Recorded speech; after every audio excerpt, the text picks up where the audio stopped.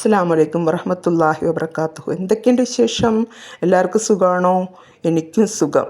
എല്ലാവർക്കും സുഖവും സമാധാനവും ഹൈറും ബർക്കത്തും നിറഞ്ഞ ജീവിതം അല്ലാഹു സുബ്ഹാനഹു വ തആല പ്രദാനം ചെയ്യുമാറാവട്ടെ. ആമീൻ.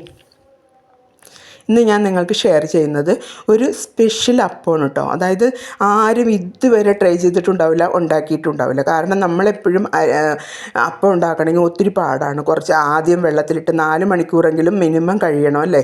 എന്നിട്ട് വേണം അത് കുതിർത്തി അതിനകത്തോട്ട് തേങ്ങ, ചോറ് ഇതൊക്കെ ചേർത്താണ്, ഈസ്റ്റ് അല്ലെങ്കിൽ സോഡാപ്പൊടി ഇതൊക്കെ ചേർത്താണ് അപ്പം ഉണ്ടാക്കുന്നത്. പക്ഷേ ഇങ്ങനെ ഒരു അപ്പം നിങ്ങൾ ആരും തയ്യാറാക്കിയിട്ടുണ്ടാവില്ല.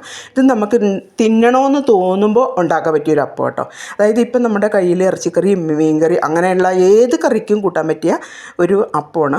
അത് തയ്യാറാക്കാനായിട്ട് ഞാനൊരു മിക്സിയുടെ ജാർ എടുത്തിട്ടുണ്ട്. അതിനകത്തോട്ട് 1 കപ്പ് റവ, 1 കപ്പ് അരിപ്പൊടി, അത് വറുത്തതാണോ വറക്കാത്തതാണോ ഏതാണ് നിങ്ങളുടെ കയ്യിലുള്ളതെന്ന് വെച്ചാൽ അതുകൊണ്ട് നമുക്ക് ഉണ്ടാക്കാം. പെട്ടെന്ന് ഉണ്ടാക്കാം കേട്ടോ. 1 ടീസ്പൂണോളം പഞ്ചസാരയാണ് ചേർത്തേക്കണം. പിന്നെ ആവശ്യത്തിന് ഉപ്പും കൂടി ചേർത്തിട്ട് അതേപോലെ തന്നെ 2 കപ്പ് വെള്ളം ഒഴിച്ച് നല്ലതുപോലെ അരച്ചെടുക്കാം. മയത്തിലരക്കും. കുറച്ചൊന്ന് നല്ലോണം അരഞ്ഞില്ലെങ്കിലും കുഴപ്പമൊന്നുമില്ല, എങ്കിലും അരച്ചാലും കുഴപ്പമില്ല കേട്ടോ.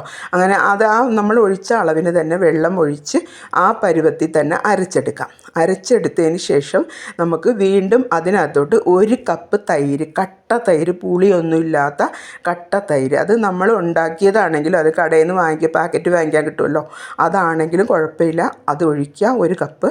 എന്നിട്ട് ഒന്നും കൂടി അടിച്ചെടുക്കാം. അത് അടിച്ചെടുത്തിട്ട് നമുക്കൊരു പാത്രത്തിലേക്ക് ഒഴിച്ചു വെക്കാം. എന്നിട്ട് നമുക്കൊരു തവ അടുപ്പത്ത്, അപ്പോൾ ഇത് എല്ലാവർക്കും ഷെയർ ചെയ്യണം കേട്ടോ.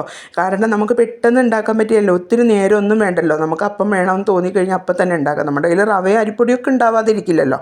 എന്നിട്ട് ഒരു പാൻ അടുപ്പത്ത് വെച്ചിട്ട് നമുക്ക് പെട്ടെന്ന് ചുട്ടെടുക്കാൻ പറ്റിയ ഒരു സൂപ്പർ ടേസ്റ്റ് ആയിട്ടുള്ള ഹെൽത്തി ആയിട്ടുള്ള ഈ അപ്പം തയ്യാറാക്കാനുണ്ട്. ഏകദേശം വന്നാൽ ഒരു 20 മിനിറ്റ് മാത്രം മതി. റെസ്റ്റ് ചെയ്യണ്ട, സോഡാപ്പൊടി വേണ്ട, ഈസ്റ്റ് വേണ്ട, തേങ്ങ വേണ്ട, ചോറ് വേണ്ട, ഒന്നും വേണ്ട. ഇങ്ങനെ ഒരു അപ്പം നിങ്ങൾ ഇതുവരെ ജീവിതത്തിൽ ഉണ്ടാക്കിയിട്ടുണ്ടാവില്ല. അപ്പോൾ ഉണ്ടാക്കിയിട്ട് അഭിപ്രായം അറിയിക്കുക. അതേപോലെ തന്നെ നിങ്ങളുടെ ഫ്രണ്ട്സിനും റിലേറ്റീവ്സിനൊക്കെ ഇതൊന്ന് ഷെയർ ചെയ്ത് കൊടുക്കണം കേട്ടോ. അപ്പോൾ ഇൻഷാ അല്ലാഹ് ഈ അപ്പം ഉണ്ടാക്കിയിട്ട് നിങ്ങൾ എന്നെ അഭിപ്രായം അറിയിക്കണം. എങ്ങനെ ഉണ്ടായിരുന്നു? സൂപ്പർ ടേസ്റ്റ് എന്ന് പറഞ്ഞാൽ സൂപ്പർ ടേസ്റ്റ് വ്യത്യാസം ഒട്ടുമില്ലാത്ത ഈ അപ്പം തയ്യാറാക്കാനായിട്ട് ഏകദേശം 20 മിനിറ്റ് മാത്രം. വീണ്ടും നിങ്ങൾ വിചാരിക്കുന്ന ലോട്ടറി കച്ചവടമാണോ? വീണ്ടും നിങ്ങളെ ഓർമ്മപ്പെടുത്തണം. കാരണം നിങ്ങൾക്ക് വീട്ടിലൊക്കെ നമുക്ക് വയസ്സായ ഉമ്മയോ വാപ്പയോ ആർക്കെങ്കിലും ഉണ്ടെങ്കിൽ അവർക്കൊക്കെ പെട്ടെന്ന് ഉണ്ടാക്കി കൊടുക്കുക. ഒരു കുഴപ്പമില്ല, അവരുടെ വയറിനോ ഒന്നും അസ്വസ്ഥത ഇല്ലാത്ത ഒരു സാധനമാണ് തൈര്. പുളി ഇല്ലാത്ത തൈര്, അതാണ് ഇതിൽ നമുക്ക് വേണ്ട ഒരു ഇൻഗ്രീഡിയൻസ് എന്ന് പറഞ്ഞാൽ അതാണ്.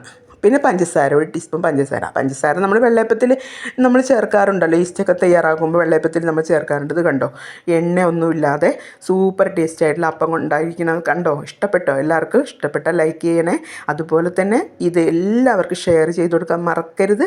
ഇതേപോലെ തയ്യാറാക്കിയിട്ട് എന്നെ അഭിപ്രായം അറിയിക്കാനും മറക്കരുത്. അപ്പോൾ ഇൻഷാ അല്ലാഹ് ഞാൻ ഇതിനായിട്ട് തയ്യാറാക്കുന്ന കറികളൊന്നും ഉണ്ടാക്കിയില്ല. ഞാനപ്പോൾ വിചാരിച്ചു ഇതിന് നല്ല ചമ്മന്തി ആണെങ്കിലേ അടിപൊളി ടേസ്റ്റ് ആട്ടോ. നല്ല ചമ്മന്തി ഉണ്ടാക്കിയിട്ട് ഇതിന് കഴിക്കുകയാണെങ്കിൽ നല്ല അടിപൊളി ടേസ്റ്റാണ്. ഇറച്ചിക്കറിയൊക്കെ ഉണ്ടെങ്കിൽ സൂപ്പർ. പക്ഷേ എനിക്കിന്ന് ഇതിനെ കൂട്ടാൻ തോന്നിയത് ചമ്മന്തി ആട്ടോ. നല്ലൊരു ചട്നി. ആ ചട്നി എങ്ങനെ തയ്യാറാക്കണമെന്ന് ഞാനിതിലിട്ടിട്ടുണ്ട്, നിങ്ങൾ കാണണം കേട്ടോ. അപ്പോൾ ഇൻഷാ അല്ലാഹ് ഇതുപോലെ നിങ്ങളെല്ലാവരും അപ്പം ഉണ്ടാക്കുമല്ലോ അല്ലേ? കണ്ടോ, അപ്പം ഇരിക്കുമ്പോൾ കാണുമ്പോൾ തന്നെ എന്തൊരു ഭംഗിയാണ്. അതിനായിട്ട് ഞാനൊരു ജാറെടുത്തു. അതിനകത്തോട്ട് തേങ്ങ, കൊത്തിയെടുത്ത തേങ്ങ അതിലേക്കിട്ടു. ഒരു അരമുറിയോളം തേങ്ങ. ചട്നി നമുക്ക് എടുത്ത് ഫ്രിഡ്ജിനകത്തൊക്കെ സൂക്ഷിച്ച് വെക്കാം. നമുക്ക് ആവശ്യമുള്ളപ്പോൾ അപ്പമൊക്കെ ഇതേപോലെ അപ്പമോ ദോശയൊക്കെ ഉണ്ടാക്കുമ്പോൾ എടുക്കാൻ പറ്റിയ ചട്നിയാട്ടോ. ഇത് നമുക്ക് ചീത്തയാവത്തില്ല. അതിനകത്തോട്ട് തേങ്ങ ഇട്ട് പിന്നെ 2-3 കുഞ്ഞുള്ളി ആട്ടോ. കുഞ്ഞുള്ളി ഇട്ടു. പിന്നെ 2-3 പച്ചമുളക്, നല്ല എരിവുള്ള പച്ചമുളക് കേട്ടോ. ഇത് അത് കാരണം 3 ഇട്ടിട്ടുണ്ട്, എങ്കിലും കുഴപ്പമില്ല, നല്ലതാണ്. ചെറിയൊരു കഷ്ണം വാളംപുളി ഇടണം, അതായത് ഒരു ടേസ്റ്റിന് വേണ്ടിയിട്ട്. പിന്നെ അതേപോലെ ഒരു കഷ്ണം ഇഞ്ചിയും കൂടി ഇട്ടിട്ട് ആവശ്യത്തിന് ഉപ്പിട്ട് നല്ലതുപോലെ അടിച്ചെടുക്കുക. അത് നമ്മൾ സാധാരണ ചട്നിക്കൊക്കെ അരയ്ക്കുന്ന പോലെ അരച്ചെടുത്തതിന് ശേഷം നമുക്കൊരു താളിപ്പും കൂടി ഇട്ട് കഴിഞ്ഞാൽ നമ്മുടെ ചട്നി റെഡിയായി. ആ ചട്നി റെഡിയായി കഴിഞ്ഞാൽ ഈ അപ്പത്തിൻ്റെ കൂടെ കൂട്ടിയിട്ട് നിങ്ങൾ അഭിപ്രായം അറിയിക്കണം എങ്ങനെയുണ്ടെന്ന്. ഒരിക്കലും മറക്കരുത്, അഭിപ്രായം അറിയിക്കുക. അതുപോലെ കമൻ്റ് അറിയിക്കുക. ആദ്യമായിട്ട് കാണുന്നവർ ചാനലൊന്ന് സബ്സ്ക്രൈബ് ചെയ്തേക്കണം കേട്ടോ. അപ്പോൾ ഇൻഷാ അല്ലാഹ് എല്ലാവരും വീഡിയോ അവസാനം വരെ സ്കിപ്പ് ചെയ്യാതെ കാണണം. ഇതുപോലെ ഒരു താളിപ്പ്, അതായത് കടുക് ഉഴുന്ന് പരിപ്പ്, എണ്ണ ഒഴിച്ച് ചൂടായി വരുമ്പോൾ കടുക്, ഉഴുന്ന് പരിപ്പും വറ്റൽമുളകും വേപ്പിലയും കൂടി ഇട്ട് നമ്മുടെ ചട്നി താളിച്ച് കഴിഞ്ഞാൽ അടിപൊളി ടേസ്റ്റുള്ള ചട്നി റെഡിയായി. ഇത് നിങ്ങൾക്ക് ബാലൻസ് ഉണ്ടെങ്കിൽ ഫ്രിഡ്ജിൽ വെച്ച് നിങ്ങൾക്ക് പിറ്റേന്നും ഒക്കെ എടുക്കാം കേട്ടോ. അപ്പോൾ ഇൻഷാ അല്ലാഹ് ഇതേപോലെ വീഡിയോകൾക്ക് ചാനലൊന്ന് സബ്സ്ക്രൈബ് ചെയ്യുക. അടുത്ത വീഡിയോയിൽ കാണാം. എല്ലാവർക്കും അസ്സലാമു അലൈക്കും വറഹ്മത്തുള്ളാഹി വബറകാതുഹു.